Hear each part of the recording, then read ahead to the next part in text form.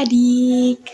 Hari ini Miss Indira mau mengajak adik-adik untuk belajar tentang gangguan pada sistem pencernaan. Selamat menyaksikan.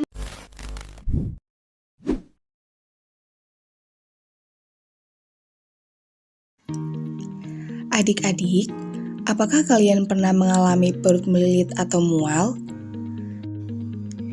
Jika kamu pernah mengalaminya, itu berarti ada gangguan pada organ pencernaanmu. Gangguan pada organ pencernaan umumnya berhubungan dengan makanan yang kita makan dengan cara makan yang tidak sehat. Makanan-makanan yang kita masukkan ke dalam perut akan dicerna di dalam perut kita. Nah, secara otomatis, makanan-makanan yang tidak sehat akan dicerna juga di dalam perut kita, dan hal itu akan menyebabkan gangguan pada organ pencernaan kita. Makanan yang kita masukkan ke dalam mulut akan berjalan menuju kerongkongan. Setelah kerongkongan menuju ke lambung, dan dari lambung akan menuju ke usus halus dan usus besar. Setelah itu menuju rektum, dan yang terakhir adalah anus.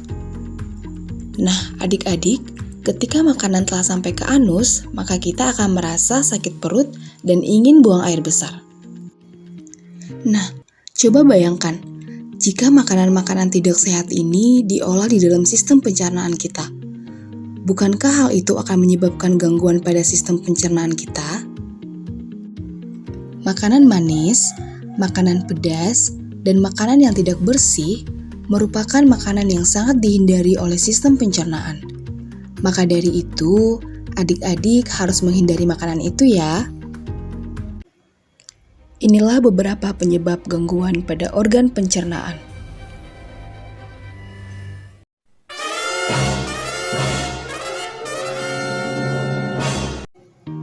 Penyebab yang pertama adalah makan tidak teratur.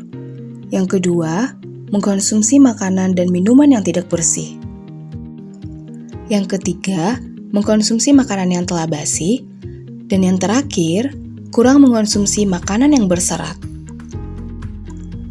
Nah, sekarang adik-adik sudah tahu kan penyebab gangguan pada organ pencernaan. Jadi mulai sekarang, adik-adik harus makan dengan teratur, mengkonsumsi makanan dan minuman yang bersih, tidak mengkonsumsi makanan yang basi, dan selalu mengkonsumsi makanan yang berserat.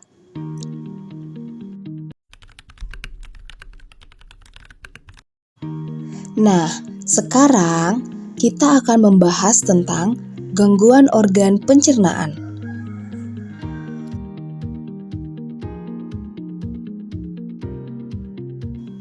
Yang pertama adalah penyakit MAH.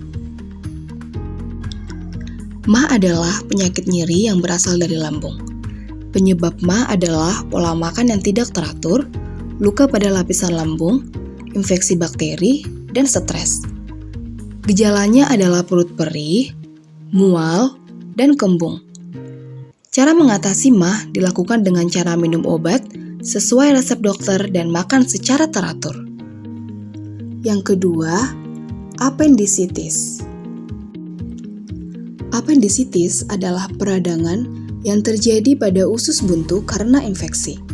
Penyebab penyakit ini belum diketahui secara pasti, tetapi diperkirakan karena tersumbatnya pangkal usus buntu oleh kotoran.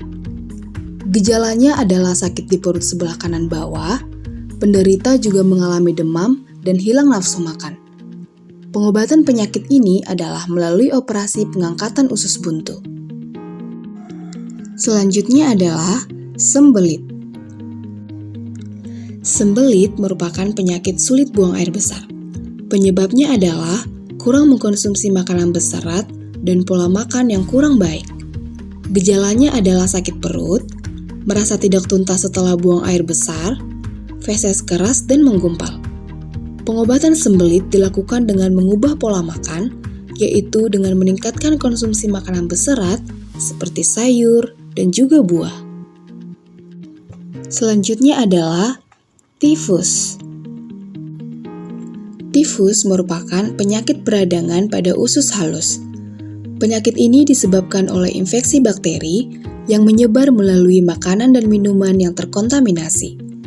Gejalanya adalah demam tinggi, tubuh menggigil, lemah disertai mual, dan sakit kepala. Pengobatannya adalah dengan mengkonsumsi obat dari dokter dan menjaga kebersihan makanan serta minuman yang dikonsumsi. Selanjutnya, diare. Diare adalah penyakit yang terjadi ketika makanan dan cairan yang dimakan berlalu terlalu cepat dan terlalu besar jumlahnya pada saluran pencernaan. Diare dapat terjadi karena makanan atau minuman yang terkontaminasi bakteri, virus, atau parasit. Gejalanya adalah buang air besar yang encer dan lebih sering dari biasanya. Pengobatannya adalah dengan meminum cairan oralit dan meminum obat sesuai resep dokter. Nah, adik-adik, di sini Miss akan memberitahu cara memelihara organ pencernaan. Yang pertama, mengkonsumsi makanan bergizi seimbang. Yang kedua, membiasakan pola makan yang teratur. Yang ketiga, menjaga kebersihan makanan dan alat makan. Yang keempat, mengkonsumsi makanan yang mengandung banyak serat seperti buah dan sayur. Yang kelima, mencuci bahan makanan sebelum dimasak. Dan yang terakhir, mengurangi makanan yang mengandung pengawet dan pencerna buatan. Nah, adik-adik, sekian pembelajaran kita mengenai gangguan pada sistem pencernaan. Miss harap adik-adik di rumah sudah mengetahui bagaimana cara menjaga kesehatan sistem pencernaan dan menghindari gangguan sistem pencernaan. Sampai jumpa di pembelajaran berikutnya. Jangan lupa makan yang sehat ya.